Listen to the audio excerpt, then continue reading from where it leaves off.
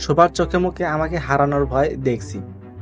সম্প্রতি হাসপাতালে ভর্তি হয়েছিলেন অভিনেতা মুশফিক আর ফারহান।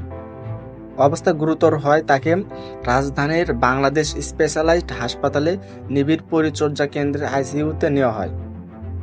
ভক্তরা এমন খবরে চিন্তিত ছিলেন, তবে এখন ফারহান সুস্থ, ফিরেছেন বাসায়। সামাজিক মাধ্যমে ভক্ত ও শুভাকাঙ্ক্ষীদের প্রতি একটি আবেগঘন লেখাও লিখছিলেন। ফারহান ফেসবুকে লেখেন, 6 দিন পর বাসায় ফিরছি। এই 6 দিনে জীবনকে খুব কাছ থেকে চিনে নিলাম আরও একবার। আমাকে দেখতে আসে অসংখ্য শুভাকাঙ্ক্ষী, প্রযোজক, পরিচালক, সহকর্মী, প্রিয় দর্শকেরা। আমি সবাইকে দেখে মুচকি হাসি, কি বলবো বুঝতে পারছি না। হাসি দিয়ে বোঝাতে চাইছিলাম, চিন্তা করো না, বেঁচে আসি ভাই। আমি শুধু সবার চোখে মুখে আমাকে হারানোর ভয় দেখতে পাচ্ছিলাম। আমি ভীষণ আবেগপ্রবণ মানুষ, অনেক কষ্ট করে আবেগকে ধরে রাখছিলাম।